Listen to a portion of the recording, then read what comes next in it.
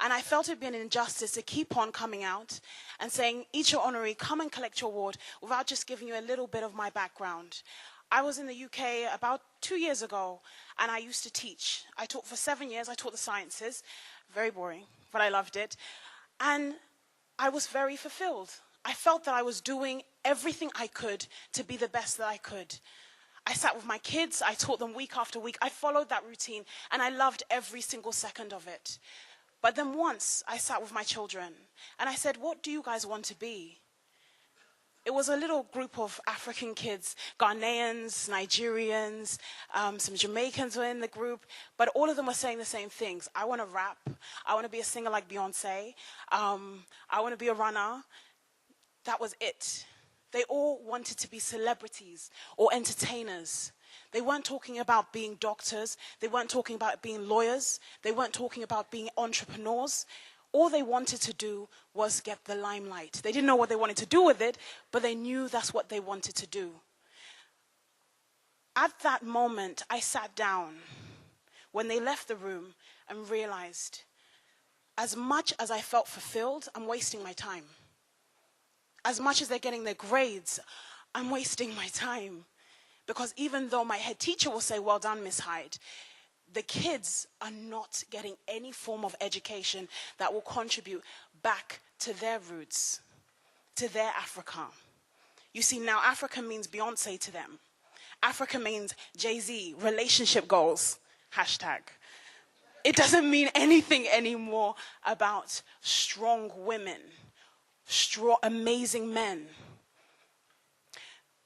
It was at that moment that I realized I need to go home. Now, this is someone who's never been to Ghana in my life. I've never been home. And when I went to my mother, who was born and bred there, I said, Mom, I want to go home. She goes, for what? What do you want to do in Africa? Peace. Huh? What man has just confused your mind? Secretly, she was hoping there was a man that's confused my mind. There wasn't. But I knew I needed to go home. I knew it. I felt something, and I can't explain to you to this day what it was, but I knew I needed to go home. I didn't know anyone there. All my family are in the UK, but I knew I needed to go home and make myself a drop in the ocean of change. The reason why I'm mentioning that moment is because I noticed every single honoree that has come on this stage has actually mentioned a moment, a time where something's clicked that made them feel like they wanted to give back. They wanted to change that story.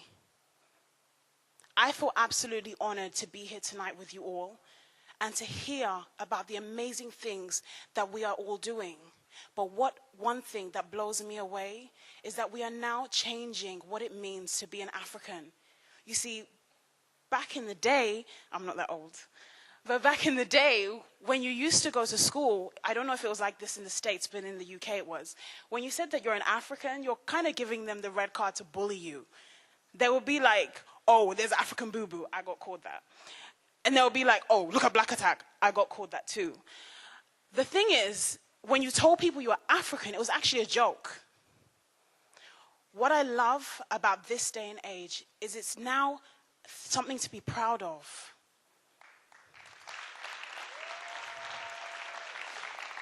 I want to fast forward now to like just only 2 years of being on the continent, doing entertainment and all of the rest.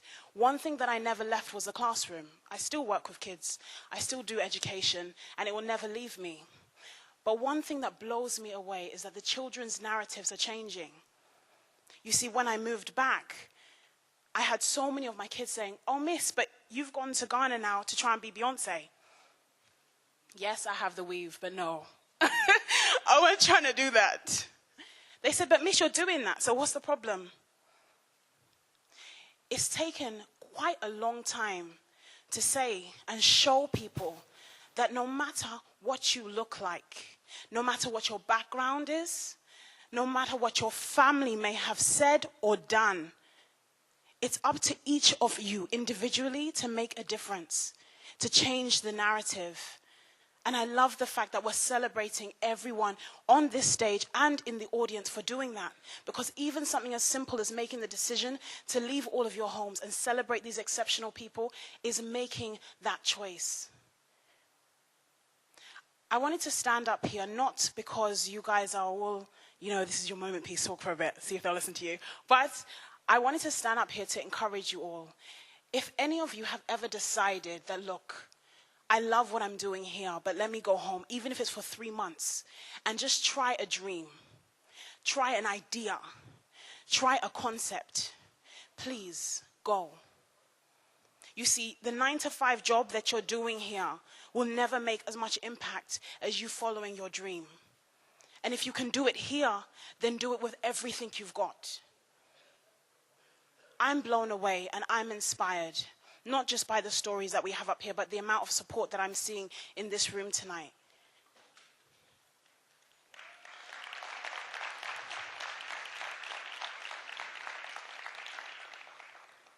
It's only 2 years. I am nowhere near any of these people to win an award, but I'm aiming for it. Lord God, I'm aiming for it. But one thing that I noticed is that some of the kids that I keep in contact with from the UK, now when I message them and I say, how's things going? They said, Miss, I'm trying to come back to Ghana. Miss, I'm trying to come to Nigeria. I want to see if I can do this. What do I need to do so I can get into Forbes? What do I need to do in a business? Miss, can I send you this business proposal? I realize it's only a very small drop in the ocean, but by making a choice that no one understands, and I say understands, not understood, because my family still think I'm insane and someone is doing juju on this girl, and Lord, lift whatever curse is over her eyes and make her come home. But it's nothing more than just passion and understanding where I belong, and it's in all of us. It's in every single person in this room. There are so many of us doing exceptional things, and I don't think there's even enough awards to really reward everyone, but the awards will keep coming.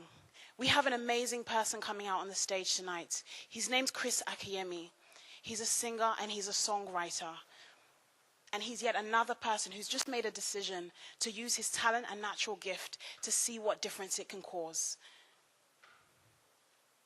Thank you all. It's not the end of the show, but I wanted to come out and just personally say this. Thank you all for supporting this, for supporting a movement like this. Something that I love that Nicole said when she came on stage was, it's not a TV show, it's a movement.